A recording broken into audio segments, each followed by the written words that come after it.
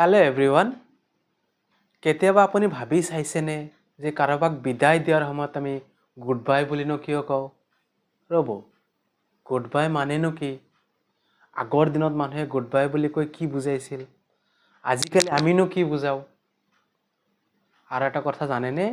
স্কুলনো ক'ৰ পৰা আহিল? শিক্ষানো ক'ৰ পৰা আহিল? ঠিক এনেকুৱা কেইটামান ৱৰ্ড ল'ম আৰু সেই ৱৰ্ডৰ হিষ্ট্ৰী, ক'ৰ পৰা ৱৰ্ডবিলাক আহিল, কেনেকুৱা মিন কৰিছিল, over the time চেঞ্জ হৈ ইম্প্ৰভাইজ হৈ আজি কি মিন কৰে, এই ভিডিঅ'টোত তাকে জানিম। চ' প্ৰথমে আহিছোঁ গুড বাইলৈ। গুড বাই একচুৱেলি যেতিয়া ভাষা আৰম্ভ হৈছিল, ইংলিছ লেংগুৱেজটো ডেভেলপ হৈহে আছিল, সেই সময়ত গুড বাই বুলি ক'লে সেই সময়ত বুজোৱা হৈছে বিদায় বেলাত কাৰোবাক গুড বাই কোৱা মানে তেতিয়া গুড বাই বুলি কোৱা নাছিল, তেতিয়া কৈছিল গড বি উইথ ইউ। ঠিক আছে, সেই সময়ত কৈছিল গড বি উইথ ইউ মানে ভগৱান আপোনাৰ লগত থাকক, ভগৱান আপোনাৰ সহায় হওক, ভগৱান আপোনাক সহায় কৰক, তেনেকুৱা অৰ্থ বুজাইছিল কাৰোবাক যেতিয়া গুড বাই বুলি কৈছিল। সেই God be with you over the time কি হ'ল গড বি ইউ। তাৰপিছত সেইটো আৰু শ্বৰ্ট হৈ ইভেঞ্চুৱেলি আজি আমি কওঁ গুড বাই বুলি। বুজি পালানে গুড বাইটো ক'ৰ পৰা আহিল, হিষ্ট্ৰীটো কেনেকুৱা? আগতে কি বুলি ইউজ কৰিছিল আৰু আজি আমি কি বুলি ইউজ কৰোঁ? আগতে বুজাব খুজিছিল যিহেতু মই দূৰত গৈ আছোঁ, যাৰ পৰা দূৰত গৈ আছোঁ তাক কোৱা হৈছিল যে তোমাক ভগৱানে সহায় কৰক, তোমাৰ লগত ভগৱান থাকক।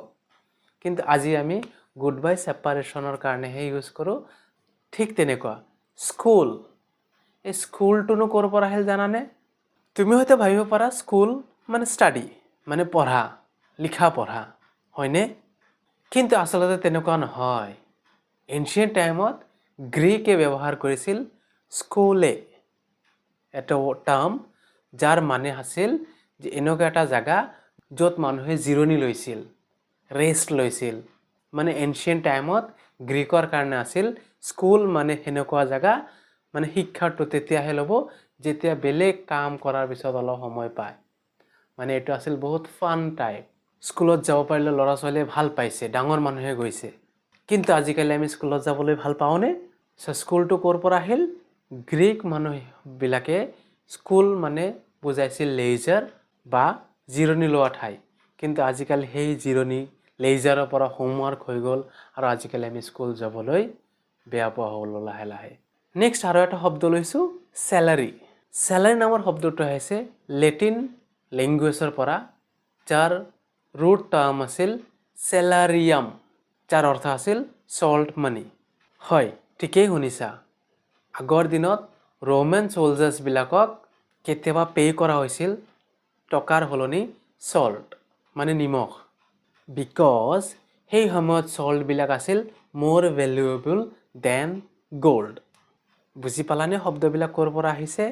আমি যে কওঁ নিমখ হাৰাম বুলি, শব্দটো তাৰে পৰা আহা যে আগৰ দিনত চলজাৰ্ছবিলাকক পইচাৰ সলনি নিমখ দিয়া হৈছিল, চল্ট দিয়া হৈছিল।